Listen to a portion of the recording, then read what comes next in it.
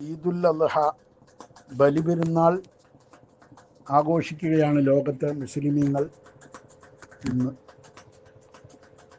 ഈദുൽ അദ്ഹ എന്ന് പറഞ്ഞാൽ തന്നെ നമുക്കറിയാം അത് ഉളുഹിയത്തിൻ്റെ പെരുന്നാളാണ്, ബലി പെരുന്നാൾ എന്ന് പരിഭാഷപ്പെടുത്തുന്നത് അതുകൊണ്ട് തന്നെയാണ്. മഹാനായ ഖലീലുല്ലാഹി ഇബ്രാഹിം നബി അലൈഹിസ്സലാമിൻ്റെ ജീവിതവുമായി ബന്ധപ്പെട്ടാണ് നമ്മൾ ബലിപെരുന്നാളും അതേപോലെ ഇസ്ലാമിൻ്റെ പ്രധാനപ്പെട്ട റുക്കനുകളിലൊന്നായ ഹജ്ജും ഒക്കെ ആചരിക്കുന്നത് ഇബ്രാഹിം നബി അലൈഹിസ്സലാമിൻ്റെ ജീവിതവുമായി ബന്ധപ്പെടുത്തിക്കൊണ്ടാണ്. ഖലീലുല്ലാഹി ഇബ്രാഹിം നബി അലൈഹിസ്സലാമിന് മറ്റു നബിമാർക്കില്ലാത്ത ഒരു പ്രാധാന്യവും പ്രാമുഖ്യവും പരിഗണനയും ഇസ്ലാമിലെ ഇബാദത്തുകളിലും ഇസ്ലാമിൻ്റെ ചര്യകളിലും സുന്നത്തുകളിലുമൊക്കെ നൽകപ്പെടുന്നത് നമുക്ക് മനസ്സിലാക്കാൻ കഴിയുന്ന ഒരു കാര്യമാണ്. എന്തുകൊണ്ടാണ് ഇതിങ്ങനെ മറ്റുള്ള നബിമാർക്കില്ലാത്ത ഒരു പ്രാമുഖ്യവും പ്രാധാന്യവും ഖലീലുല്ലാഹി ഇബ്രാഹിം നബി അലൈഹിസ്സലാമിന് നൽകപ്പെടുന്നത് എന്തുകൊണ്ടാണ് എന്ന് നമ്മളൊന്ന് ആലോചിക്കുന്നത് ഈ ദിനത്തിൽ വളരെ പ്രധാനപ്പെട്ട ഒരു കാര്യമാണ്. ഇബ്രാഹിം നബി അലൈഹിസ്സലാമിൻ്റെ നേർമാർഗ ദർശനത്തിൻ്റെ റുഷ്ദിൻ്റെ ഏറ്റവും വലിയ പ്രാധാന്യമാണ് ഇവിടെ അല്ലാഹു തആല ഊന്നി പറയുന്നത്. വലഖദ് ആതൈനാ ഇബ്രാഹിമ റുഷ്ദഹു മിൻ ഖബ്ലു. ഇബ്രാഹിം നബി അലൈഹിസ്സലാമിന് നമ്മൾ മുമ്പ് തന്നെ നേർമാർഗം നൽകിയിരുന്നുവെന്നാണ് അല്ലാഹു തആല പറയുന്നത്. ഇബ്രാഹിം നബി അലൈഹിസ്സലാമിൻ്റെ മാർഗം നേരിൻ്റെ മാർഗമായിരുന്നു, പിഴവിൻ്റെ മാർഗം ഇബ്രാഹിം നബി അലൈഹിസ്സലാമിൻ്റെ ജീവിതത്തിൽ ഒരു വഴികേട് നമ്മൾ കാണുന്നില്ല. വകുന്നാ ബിഹി ആലിമീൻ, നമുക്ക് ഇബ്രാഹിമിനെ പറ്റി അറിയാമായിരുന്നു. അല്ലാഹ് പറയാ, ഇത് കാലലി അബീഹി, ഇബ്രാഹിം നബി അലൈഹിസ്സലാം തൻ്റെ പിതാവിനോട് പറഞ്ഞ സന്ദർഭം, മാ ഹാദിഹി തമാസീലുല്ലത്തി അൻതും ലഹാ ആകിഫൂൻ, നിങ്ങൾ ഭജനമിരിക്കുന്ന, നിങ്ങൾ ആരാധിക്കുന്ന ഈ വിഗ്രഹങ്ങൾ എന്താണ്? മാ ഹാദിഹി തമാസീലു, ഈ വിഗ്രഹങ്ങൾ, ഈ പ്രതിഷ്ഠകൾ, ഈ പ്രതിമകൾ എന്താണ് എന്ന് ഇബ്രാഹിം നബി അലൈഹിസ്സലാം അവരോട് ചോദിക്കുന്നതായിട്ട്, വാപ്പയോട് ചോദിക്കുന്നതായിട്ട് ഖുർആൻ പറയുന്നുണ്ട്. ഇന്നും ലോകത്ത് പ്രസക്തമാണ് ഇബ്രാഹിം നബിയുടെ ഈ ചോദ്യം. ഇബ്രാഹിം നബി അന്ന് വാപ്പാനോട് 4000 കൊല്ലങ്ങൾക്ക് മുമ്പ് ഇബ്രാഹിം നബി അലൈഹിസ്സലാം വാപ്പാനോട് ചോദിച്ച ആ ചോദ്യം ഇന്ന് നിലനിൽക്കുകയാണ്. മാ ഹാദിഹി തമാസീലുല്ലത്തി അൻതും ലഹാ ആകിഫൂൻ, നിങ്ങൾ ഭജനമിരിക്കുന്ന, നിങ്ങൾ ആരാധിക്കുന്ന സർവാഭൂതകയ അനന്ത സർവാഭൂതകയ അപര ലച്ച മഹാബാവു ചാക്യക്കൂത്തം നമോ നമ എന്നൊക്കെ 24 മണിക്കൂറോ അല്ലെങ്കിൽ 7 ദിവസമോ നിർത്താതെ പറഞ്ഞുകൊണ്ട് ഭജനമിരിക്കുന്ന ഈ ദൈവങ്ങൾ എന്താണ്, ഈ പ്രതിഷ്ഠകൾ എന്താണ് എന്ന് ഇബ്രാഹിം നബി അലൈഹിസ്സലാം ചോദിക്കുമ്പോൾ അവർക്കതിന് വ്യക്തമായ മറുപടിയില്ല. ഇന്നും ലോകത്തിന്റെ അവസ്ഥ ഇവിടെ തന്നെയാണ്. അതിന് വ്യക്തമായൊരു മറുപടിയൊന്നുമില്ല. പിന്നെ അവർ പറയുന്ന എന്താ? കാലു വജദ്നാ ആബാഅനാ ലഹാ ആബിദീൻ, ഞങ്ങളുടെ പൂർവ്വ പിതാക്കന്മാർ ഇതിനെ ആരാധിച്ചിരുന്നുവെന്ന് ഞങ്ങൾക്കറിയാം, അത്രയേ ഉള്ളൂ. ഞങ്ങളുടെ അച്ഛന്മാരും ഞങ്ങളുടെ അപ്പന്മാരും ഞങ്ങളുടെ വാപ്പാരൊക്കെ ഇതിനെ ആരാധിച്ചിരുന്നു, അതുകൊണ്ട് ഞങ്ങളും ആരാധിക്കുന്നു. ഇതെന്താ സാധനം? ഇത് ദൈവമാണോ അല്ലെങ്കിൽ ദൈവത്തിന്റെ നിദാനമാണോ? അന്ന് ഞങ്ങൾക്ക് അറിഞ്ഞുകൂടെ, ഞങ്ങൾക്കത് അറിയേണ്ട ആവശ്യവുമില്ല. ഇതാണ് ഇബ്രാഹിം നബി അലൈഹിസ്സലാമിൻ്റെ 4000 കൊല്ലങ്ങൾക്ക് മുമ്പ് ഖലീലുല്ലാഹി ഇബ്രാഹിം നബി അലൈഹിസ്സലാം പറഞ്ഞ ആ ദർശനം, ആ ചോദ്യം ഇന്നും പ്രസക്തമായി ലോകത്ത് നിലനിൽക്കുകയാണ്. ഈ ഒറ്റ കാര്യത്തിന് വേണ്ടി അല്ലാഹു തആല 1,24,000-ലധികം വരുന്ന പ്രവാചകന്മാരെ ലോകത്തേക്ക് നിയോഗിച്ചു. വലഖദ് ബഅസ്നാ ഫീ കുല്ലി ഉമ്മത്തിൻ റസൂല അൻ ഇഅ്ബുദുല്ലാഹ്, അല്ലാഹുവിനെ ആരാധിക്കുക. ആരാണ് ഈ അല്ലാഹു എന്ന് പറഞ്ഞാൽ? അല്ലദീ ഖലഖക്കും വല്ലദീന മിൻ ഖബ്ലിക്കും, നിങ്ങളെയും നിങ്ങളുടെ മുൻപുള്ളവരെയും പടച്ചവനായ ദൈവം. പടച്ചവൻ, സൃഷ്ടിച്ചവൻ ആരോ അവനാണ് അല്ലാഹ്. സൃഷ്ടിച്ചവനെയാണ് നിങ്ങൾ ആരാധിക്കേണ്ടത് എന്ന് പഠിപ്പിക്കാൻ വേണ്ടി അല്ലാഹു തആല 1,24,000-ലധികം വരുന്ന പ്രവാചകന്മാരെ അല്ലാഹു തആല ലോകത്തേക്ക് അയച്ചു. എന്തുകൊണ്ടാണ് അല്ലാഹുവിനെ ആരാധിക്കേണ്ടി വരുന്നത്? നമ്മൾ എന്തുകൊണ്ടാണ് അല്ലാഹുവിനെ ആരാധിക്കുന്നത്? അല്ലാഹു നമ്മളെ സൃഷ്ടിച്ചത് കൊണ്ടാണ്. അല്ലെങ്കിൽ നമ്മൾ ആരാധിക്കൂല. സൃഷ്ടാവായ അല്ലാഹുവിനല്ലാതെ ഒരാളെയും, അത് മുഹമ്മദ് നബി ആയാലും ഇബ്രാഹിം നബി ആയാലും അതിലേറെ വലിയ നബി വന്നാലും നമ്മൾ ആരാധിക്കൂല. നമ്മൾ ആരാധിക്കുന്ന ആരെയാ? അല്ലദീ ഖലഖക്കും, നിങ്ങളെ പടച്ച റബ്ബിനെയാണ് ആരാധിക്കേണ്ടത്, അല്ലാതെ നിങ്ങൾ പടച്ച ദൈവത്തെ അല്ല നിങ്ങൾ ആരാധിക്കേണ്ടത്. അല്ലാഹു തആല പറയുന്നു, ഇന്നല്ലദീന തദ്ഉന മിൻ ദൂനില്ലാഹി ലൻ യഖ്ലുഖു ദുബാബ, അള്ളാഹുവിനെ കൂടാതെ നിങ്ങൾ ആരാധിക്കുന്ന ആ ദൈവങ്ങള് ഒരു ഈച്ചയെ പോലും പടച്ചിട്ടില്ല. ഏറ്റവും ചെറിയ ഒരു പ്രാണിയാണല്ലോ ഈച്ച. ആ ഒരു ഈച്ചയെ പോലും പടയ്ക്കാത്ത ഈ ദൈവങ്ങളെയാണ് നിങ്ങൾ ആരാധിക്കുന്നത് എന്ന് അള്ളാഹു തആല പറയുന്നത് അതുകൊണ്ട് തന്നെയാണ്. അപ്പൊ ഇബ്രാഹിം നബിയുടെ ആ സന്ദേശം സൃഷ്ടാവായ ദൈവത്തെ ആരാധിക്കുക, അല്ലാത്തതൊന്നിനെയും നിങ്ങൾ ആരാധിക്കരുത്. ഈ പ്രതിഷ്ഠകളോ നാട്ടക്കുറ്റികളോ വിഗ്രഹങ്ങളോ അല്ലെങ്കിൽ കല്ലുകളോ മരങ്ങളോ മുള്ളുകളോ പഞ്ചലോക വിഗ്രഹങ്ങളോ ദൈവങ്ങളല്ല എന്ന് പഠിപ്പിക്കാൻ തന്നെയായിരുന്നു മഹാനായ ഖലീലുല്ലാഹി ഇബ്രാഹിം നബി അലൈഹിസ്സലാം ലോകത്ത് ജീവത്യാഗം ചെയ്ത് പരിശ്രമിച്ചത്. അറബികളിൽപ്പെട്ട ഒരാള് അയാൾ വിഗ്രഹ ആലയത്തിലേക്ക് ചെല്ലുമ്പോ ദൈവത്തെ ആരാധിക്കാൻ വേണ്ടി അയാളുടെ പ്രതിഷ്ഠയുടെ മുമ്പിലേക്ക് അയാൾ ചെല്ലുമ്പോൾ അതിലെ തലയിൽ വവ്വാല് മൂത്രിച്ചിരിക്കുകയാണ്, ദൈവത്തിന്റെ തലയിൽ. അപ്പൊ മൂപ്പര് വലിയൊരു പ്രശ്നവുമായിട്ടാണ് ദൈവത്തിന്റെ മുമ്പിലേക്ക്, വിഗ്രഹത്തിന്റെ മുമ്പിലേക്ക് ചെല്ലുന്നത്. ആ പ്രശ്നത്തിന് പരിഹാരമുണ്ടാക്കി തരണം എന്നാവശ്യപ്പെടാനാണ്, ദൈവത്തോട് പറയാനാണ് അദ്ദേഹം ചെല്ലുന്നത്. ചെന്ന് നോക്കുമ്പോൾ ദൈവത്തിന്റെ തലയിൽ വവ്വാല് മൂത്രിച്ചിരിക്കുകയാണ്. ഇത് കണ്ടപ്പോ മൂപ്പര് പറഞ്ഞൊരു വാക്കുണ്ട്, റബ്ബുൻ യബൂലു സഅലബാനു ബിറസിഹി, തലയിൽ മൂത്രമൊഴിക്കുന്ന വവ്വാല് മൂത്രമൊഴിക്കുന്ന ഈ സാധനം ദൈവമാവോ?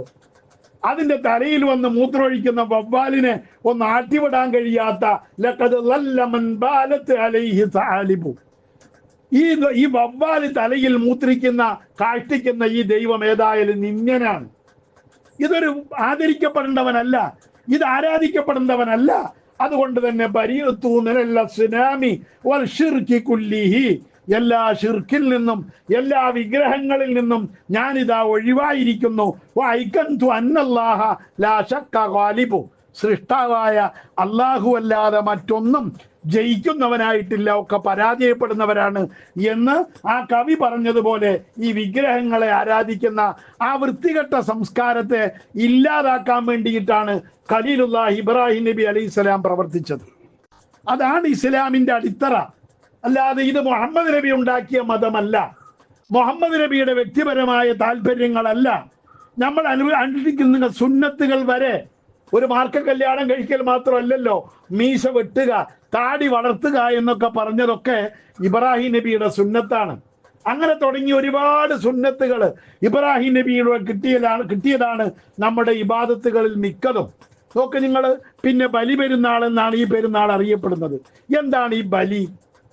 ലോകത്ത് വിഗ്രഹാരാധന തുടങ്ങിയ കാലം മുതൽ തൊട്ട് ലോകത്ത് നിലനിൽക്കുന്ന ഒരു വൃത്തികേടാണ് മനുഷ്യന് ബലി നൽകുക എന്നത്, മനുഷ്യനെ കൊല്ലുക.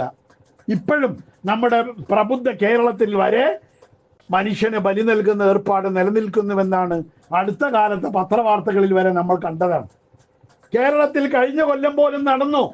ബലി നൽകുക എന്നത് മനുഷ്യനെ കൊല്ലുക, മനുഷ്യന് ബലി നൽകുക ദൈവത്തിന് വേണ്ടിയിട്ട്. ഇപ്പൊ അതാ ഇസ്രയേലിലെ ജൂതന്മാര് ഫലസ്തീനിലെ കുട്ടികളെ കൊന്നതും അതേപോലെ ഇറാനിലെ പെൺകുട്ടികളെ ആ സ്കൂളിൽ ബോംബിട്ടിട്ട് കുട്ടികളെ കൊന്നതുമൊക്കെ അവരുടെ ദൈവമായ ബാലി എന്ന് പറയുന്ന ദൈവത്തിനുള്ള പ്രതിഷ്ഠയ്ക്കുള്ള ബലിയാണെന്നാണ് പറയപ്പെടുന്നത്. ഇത് വെറുമൊരു സങ്കല്പമല്ല, ഇത് മതത്തിന്റെ അടിത്തറയായി നിലനിന്നിരുന്ന ഒരു കാലമുണ്ടായിരുന്നു. BJP അധികാരത്തിൽ വന്നാൽ, ഇന്ത്യയിൽ സമ്പൂർണമായ അധികാരം കിട്ടിയാൽ അതൊക്കെ തിരിച്ചു വരും. നോക്കി നിങ്ങൾ, കേരളത്തിൽ ഹിന്ദു ഭരണം നിലനിന്നിരുന്നു. തിരുവിതാംകൂറിൽ ഹിന്ദു ഭരണം നിലനിന്നിരുന്നു. ആ കാലഘട്ടത്തില് 1746 മാർത്താണ്ഡവർമ്മ പടയോട്ടത്തിൽ സംഭവിച്ച വിഘ്നം മാറ്റാൻ ഒരു സൈനിക നീക്കം, പട്ടാള സൈന്യം അവരുടെ യുദ്ധം, ആ മാർത്താണ്ഡവർമ്മ നടത്തിയ യുദ്ധത്തിൽ സംഭവിച്ച വിഘ്നം മാറ്റാൻ വേണ്ടി ബ്രാഹ്മണ പുരോഹിതന്മാരുടെ നിർദ്ദേശപ്രകാരം നാടാര്, ഈഴവ, മുക്കുവ സമുദായത്തിൽപ്പെട്ട 15 ബാലന്മാരെ പിടിച്ച്, 15 ആൺകുട്ടികളെ, 12, 13, 15 വയസ്സിനിടയിലുള്ള 15 ആൺകുട്ടികളെ പിടിച്ചിട്ട് കോട്ടയ്ക്കുള്ളിൽ കൊണ്ടുവന്ന് പൂജകൾ ചെയ്ത ശേഷം കുറെ തകിടുകൾ ശരീരത്തിൽ കെട്ടിയിട്ട് നഗരത്തിന്റെ 4 അതിരുകളിൽ കൊണ്ടുപോയി ജീവനോടെ കുഴിച്ചു മൂടി എന്ന വളരെ വ്യക്തമായ അടിമ ചരിത്രം എന്ന് പറയുന്ന പുസ്തകത്തില് ബാബു പുലപ്പാടി എന്ന് പറയുന്ന അതിന്റെ രചയിതാവ് 133 പേജിൽ എഴുതി വച്ചിരിക്കുന്നു. ഇത് വെറും വാക്കല്ല, ആധികാരികമായ ചരിത്രമാണ്. വളരെ പ്രസിദ്ധമായ ബുക്കാണ്. വളരെ പ്രസിദ്ധമാണ്, എൻ്റെ കൈവശമുണ്ട് ഈ ബുക്ക്. അപ്പോ 15 കുട്ടികളെ പിടിച്ചിട്ട് ജീവനോട് കൊണ്ടുപോയിട്ട് പൂജയും വഴിപാടൊക്കെ നടത്തി കുറെ തകിടൊക്കെ അരിയിൽ കെട്ടിയിട്ട് മേലെ കെട്ടിയിട്ട് രാജ്യത്തിന്റെ 4 അതിർത്തിയിൽ കൊണ്ടുപോയി, തിരുവിതാംകൂറിന്റെ 4 അതിർത്തിയിൽ കൊണ്ടുപോയി ജീവനോടെ കുഴിച്ചു മൂടി. ഇതിനാണ് ബലി എന്ന് പറയാം.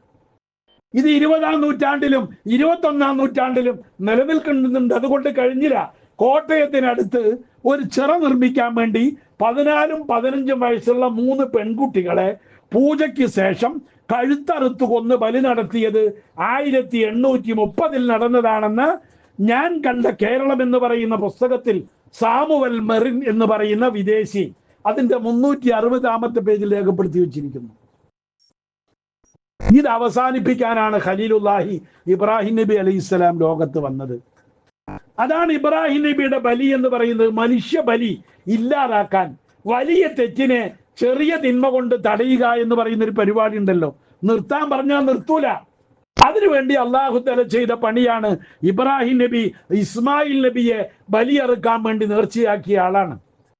ആ നേർച്ച അറുക്കാൻ വേണ്ടിയിട്ട്, ബലിയറുക്കാൻ വേണ്ടി ഇബ്രാഹിം നബി അലൈഹിസ്സലാമിനെ പിടിച്ചപ്പോ, ഇസ്മായിൽ നബിയെ പിടിച്ചപ്പോ അള്ളാഹു തആല ഇബ്രാഹിം നബിയോട് പറയുകയാണ്, അൻയാ ഇബ്രാഹിം ഖദ് സദ്ദഖ്ത റുയ ഇന്നാ കദാലിക നജ്സിൽ മുഹ്സിനീൻ. ഇബ്രാഹിമേ, നിന്റെ സ്വപ്നം പൂർത്തിയായിരിക്കുന്നു. നീ നിന്റെ മകനെ അറുക്കണ്ട, നീ ഒരാടിനെ പിടിച്ചറുത്താൽ മതി എന്ന് അള്ളാഹു തആല ഇബ്രാഹിം നബിയോട് പറയുന്നത് എന്തിനു വേണ്ടിയാ? ഇത് ഈ സമ്പ്രദായം അവസാനിപ്പിക്കാൻ വേണ്ടിയിട്ടാണ്. ഈ ലോകത്തെ വൃത്തികെട്ട ഏർപ്പാട്, മനുഷ്യന്മാരെ താങ്ങജാതിയിൽപ്പെട്ട കുട്ടികളെ പിടിച്ചുകൊണ്ടുപോയി ജീവനോടെ കുഴിച്ചു മൂടുകയോ അറുക്കുകയോ ചെയ്യുന്ന വൃത്തികേട് ഇല്ലാതാക്കാൻ വേണ്ടിയിട്ടാണ് ഖലീലുല്ലാഹി ഇബ്രാഹിം നബി അലൈഹിസ്സലാമിനെ കൊണ്ട് അല്ലാഹു തആല ബലി എന്ന് പറയുന്ന ഈ ആടിനെ അറുക്കുക എന്ന ഉലുഹിയ്യത്ത്, ബലി ഭക്ഷ്യയോഗ്യമായ മൃഗങ്ങളെ അറുത്തിട്ട് അതിന്റെ ഭക്ഷണം, അതിന്റെ ആ മാംസം പാവങ്ങൾക്ക് വിതരണം ചെയ്യുക എന്ന സമ്പ്രദായം കൊണ്ടുവന്നത് ഈ വൃത്തികേട് ലോകത്ത് ഇല്ലാതാക്കാൻ വേണ്ടിയിട്ടാണ്. ഇതാണ് സത്യം. പക്ഷെ ഇന്ന് ലോകത്ത് നടക്കുന്നത്, നമ്മുടെ ഇന്ത്യയിലും അതേപോലെ പല നാടുകളിലും ഇന്ന് വ്യാപകമായി നടക്കുന്നത് എന്താ? മനുഷ്യനെ കൊല്ലുക, മനുഷ്യനെ കൊല്ലുക. പക്ഷെ മൃഗങ്ങളെ കൊല്ലാൻ പാടില്ല. മനുഷ്യനെ കൊല്ലണതിന് യാതൊരു നിരോധമില്ല, അതിൽ കുഴപ്പമില്ല. മനുഷ്യന്മാരെ കൊല്ലുക, പക്ഷെ മൃഗങ്ങളെ കൊല്ലാൻ പാടില്ല. പശുവിനെ അറുക്കരുത്, മൂരിനെ അറുക്കരുത്, ആടിനെ അറുക്കരുത്. നോക്ക് നിങ്ങൾ, ഇനി വേണ്ട, ആർക്കും ഉപദ്രവം ആവണ്ട. അവരുടെ ദൈവമാണ് മാടെങ്കിൽ, അവരുടെ അമ്മയാണ് മാടെങ്കിൽ, എന്നാ പോട്ടേന്ന് വിചാരിച്ച് ആടെറുക്കാൻ വേണ്ടി ആടുകളെ കൊണ്ടുവന്ന് കൂട്ടിയ ഷെഡിലേക്ക് പന്നിയുമായിട്ട് വരുന്നിട്ട് ഓ ശ്രീറാം എന്നും വിളിച്ചിട്ട് പന്നിയുമായി വരുന്ന കുറെ പന്നികൾ. ആലോചിച്ച് നോക്കുക നമ്മുടെ സമൂഹത്തിന്റെ അവസ്ഥ. ഇത് ഇല്ലാതാക്കാനാണ് ഖലീലുല്ലാഹി ഇബ്രാഹിം നബി അലൈഹിസ്സലാം പ്രവർത്തിച്ചത്. അതിനാണ് അല്ലാഹു തആല ഉലുഹിയ്യത്ത് എന്ന് പറയുന്ന ഈ സമ്പ്രദായം നിലനിർത്തിയത്. അതിനാണ് ഇബ്രാഹിം നബിയെ ലോകത്തിന്റെ മുമ്പിൽ അല്ലാഹു തആല ഇപ്പോഴും സജീവ ചർച്ചയാക്കി നിർത്തുന്നത്. ഈ വിഗ്രഹാരാധന എന്ന ലോകത്തെ ഏറ്റവും അധപ്പതിച്ച വിശ്വാസം, ഇതിലേറെ അധപ്പതിച്ചൊരു വിശ്വാസം ലോകത്തില്ല. ലോകത്തെ ഏറ്റവും ചീഞ്ഞ മനുഷ്യൻ, ഏറ്റവും അധപ്പതിച്ച മനുഷ്യൻ ആരാ? തന്നെക്കാളും മോശമായ ഒന്നിന്റെ മുമ്പിൽ പോയി കുമ്പിടുന്നവനാണ്. നിങ്ങൾ കേട്ടിട്ടില്ലേ കാടാമ്പുഴ ക്ഷേത്രം? അല്ലേ, കാടാമ്പുഴ ക്ഷേത്രം. എന്താ ഈ കാടാമ്പുഴ എപ്പോഴെന്നൊക്കെ ആള് പോകാറുണ്ട്. എന്താ കാടാമ്പുഴ ക്ഷേത്രത്തിന്റെ പ്രത്യേകത നിങ്ങൾക്ക് ആർക്കെങ്കിലും അറിയോ? അവിടെ ദൈവമല്ല, അവനവനെ തന്നെയാണ് ആരാധിക്കുന്നത്. കണ്ണാടിയാണ് അവിടെ വെച്ചിരിക്കുന്നത്. അപ്പൊ അതിന്റെ മുമ്പിൽ പോയി നിന്ന് ആരെ കാണാം? പോയ ആളെ തന്നെയാണ് കാണുന്നത്. ശരിയല്ലേ? ഈ ഒന്നും തിരിയാത്ത, അന്തല്ലാത്ത, തിരിച്ചറിവില്ലാത്ത, കേൾവിയില്ലാത്ത, കാഴ്ചയില്ലാത്ത ആ പ്രതിമയെ ആരാധിക്കുന്നതിനേക്കാളും നല്ലതല്ലേ അവനവനെ തന്നെ ആരാധിക്കുക എന്ന് പറഞ്ഞ്. അതുകൊണ്ടാണ് കാടാമ്പുഴ ക്ഷേത്രത്തിലേക്ക് ആളുകൾ ഇങ്ങനെ പോണത്. അവിടുത്തെ പ്രതിഷ്ഠയ്ക്കല്ല പ്രാധാന്യം, ആ കണ്ണാടിക്കാണ്. അപ്പൊ ഞാൻ പറഞ്ഞു വന്നത്, പരിശുദ്ധ ദീനുൽ ഇസ്ലാമിന്റെ സന്ദേശം 4000 കൊല്ലങ്ങൾക്ക് മുമ്പ് എന്താണോ അത് തന്നെയാണ് ഇന്നും. അത് തന്നെയാണ് ഇന്നും തൗഹീദ്, അത് തന്നെയാണ് ഇന്നും ഷിർക്ക്, അത് തന്നെയാണ് ഇന്നും ഇബാദത്ത്, അത് തന്നെയാണ് ഇന്നും ദുആ. ആ നിലയിൽ ലോകത്തിന് മാതൃക നൽകിയ മഹാനായ ഖലീലുല്ലാഹി ഇബ്രാഹിം നബി അലൈഹിസ്സലാമിന്റെ സ്മരണ നമ്മൾ പുതുക്കുന്നതും അത് ചർച്ച ചെയ്യുന്നതും വരും തലമുറക്ക് അത് പാഠമാകാനും ഉൾക്കൊള്ളാനും അതിനു വേണ്ടിയുള്ള ആവേശം ഉൾക്കൊള്ളാനും വേണ്ടിയിട്ടാണ് അള്ളാഹു നമ്മളെ ഇത് ഏൽപ്പിച്ചിരിക്കുന്നത്. ആ ദൗത്യം നമ്മൾ ഏറ്റെടുക്കുക. ഖലീലുല്ലാഹി ഇബ്രാഹിം നബി അലൈഹിസ്സലാമിന്റെ ആദർശ ധീരതയും ആ സത്യത്തിനോടുള്ള ആ ബാധ്യതയും അത് തീയിലിട്ട് കരിച്ചു കളഞ്ഞാലും കരിയാത്ത ഈമാനിന്റെ ബലം ഉണ്ടാക്കിയെടുക്കാൻ നമുക്ക് കഴിയണം. ഈമാൻ പരീക്ഷിക്കപ്പെടുന്ന കാലത്തും അത് ഉയർത്തിപ്പിടിച്ച് ജീവിക്കാനും അല്ലാഹു അഹദ് അല്ലാഹു അഹദ് അല്ലാഹു അഹദ് എന്ന് പ്രഖ്യാപിച്ച് മരിക്കാനുമുള്ള ഈമാൻ നമുക്കുണ്ടാവണം. അല്ലാഹു അനുഗ്രഹിക്കുമാറാവട്ടെ. വാഖിറു ദഅ്വാനാ അനിൽ ഹംദുലില്ലാഹി റബ്ബിൽ ആലമീൻ. എല്ലാ